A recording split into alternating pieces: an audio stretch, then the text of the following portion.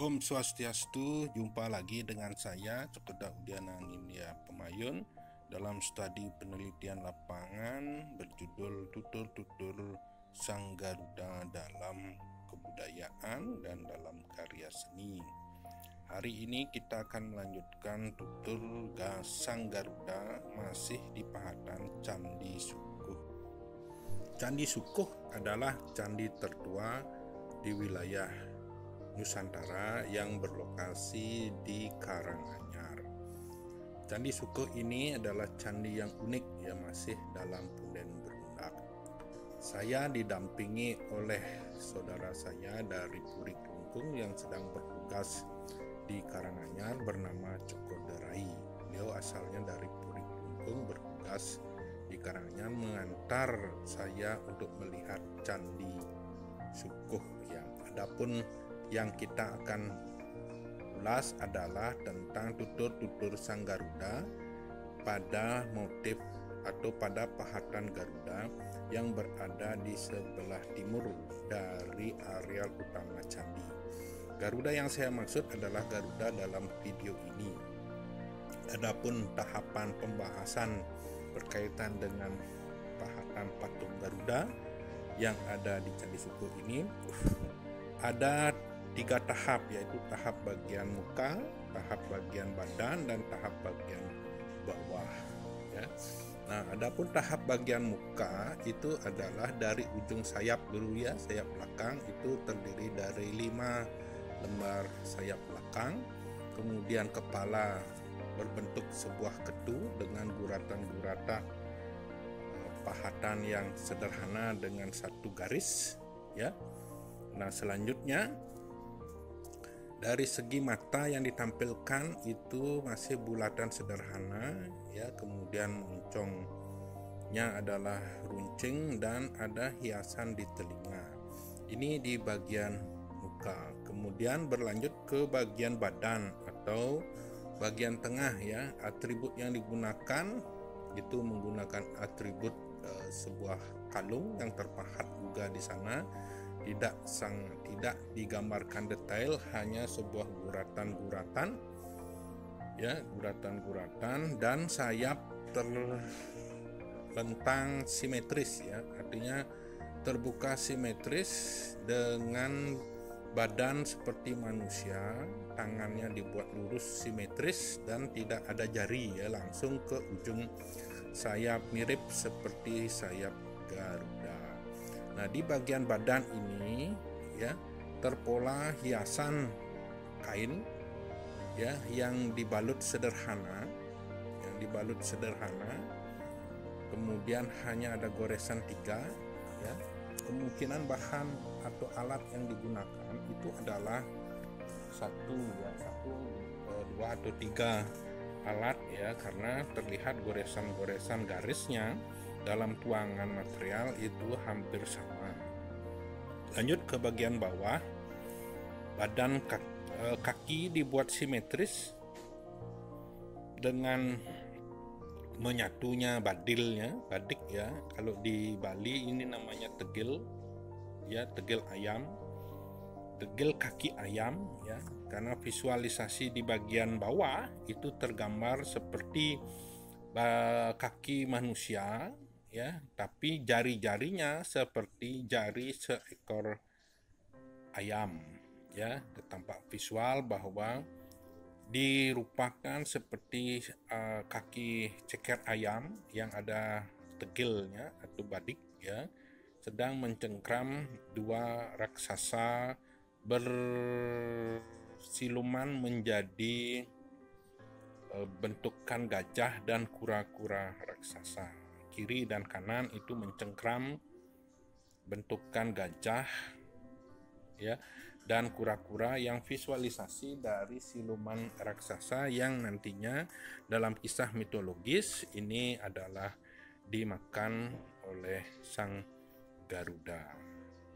Dari sisi pencipta, dari sisi metode cipta karya ya, tentu patung ini dahulunya sangat megah ya pada zamannya, karena tidak sembarangan orang yang mampu memvisualkan Garuda dalam sebuah pahatan batu andesit, ya.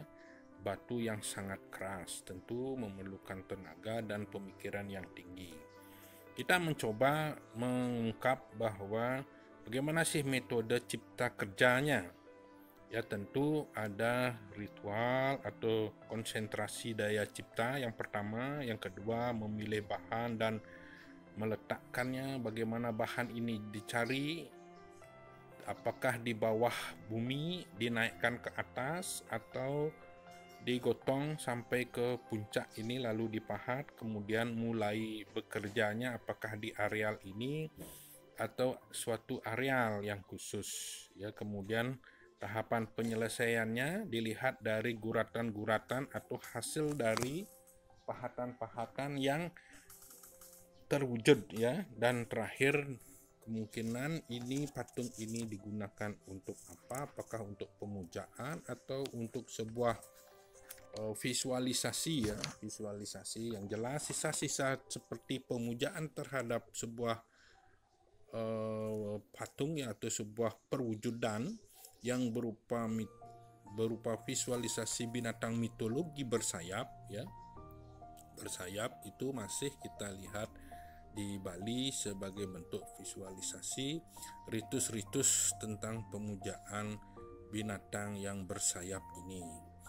Kategori dari Garuda yang tergambar dalam video ini yaitu adalah sebuah makhluk mitologi, ya, dengan penggabungan beberapa unsur binatang, yaitu contohnya adalah berbadan manusia, berkepala seperti burung bangau, ya, kemudian bersayap seperti Garuda, yaitu hiasan kepala seperti ketu kalau dalam bahasa Bali, ya, seorang tutup kepala seperti pendeta, kemudian berpakaian hanya membulat saja, ya. Kemudian di bagian kaki tervisual seperti bentukan ayam. Itu tergabung dalam sebuah visualisasi yang disebut Sang Garuda dalam pahatan tersebut. Kemudian ada juga bentuk gajah, ya, dan kura-kura. Nah, daya cipta seperti inilah leluhur kita sudah mampu memvisualkan dalam bentuk sebuah karya seni monumental yang sampai saat ini, sampai di zaman ini masih kita bisa nikmati dan kita bisa lihat dan kita bisa amati bentuk-bentuk dan penggarapan pada zaman-zaman terdahulu, ya. Tentu ini merupakan sebuah metode cipta karya yang dimiliki oleh leluhur kita, dan bagaimana kita mempelajari cipta karya leluhur kita di masa lalu dan bagaimana kita mempelajarinya dengan baik. Pada zaman sekarang kita hanya bisa mengamati dan memahami dan mereka-reka kira-kira apa metode dan daya cipta yang dimiliki oleh leluhur. Dan tujuan konten ini adalah untuk pendidikan seni budaya, khususnya tentang berkaitan dengan daya cipta atau metode penciptaan bagi leluhur kita dan apa pengetahuan-pengetahuan yang dimiliki oleh leluhur kita di masa lalu. Kita mencoba mempelajarinya di zaman sekarang. Mudah-mudahan konten ini menginspirasi dan mengedukasi para pemirsa untuk kita menghormati, menghargai, mengagumi karya-karya leluhur kita di masa silam dan bisa kita pelajari di zaman sekarang untuk penjelasan dan pemahaman generasi kita ke depan terhadap karya-karya leluhur. Dan mari kita sama-sama mempelajarinya dan mulai mencintai keagungan karya-karya leluhur di masa lalu.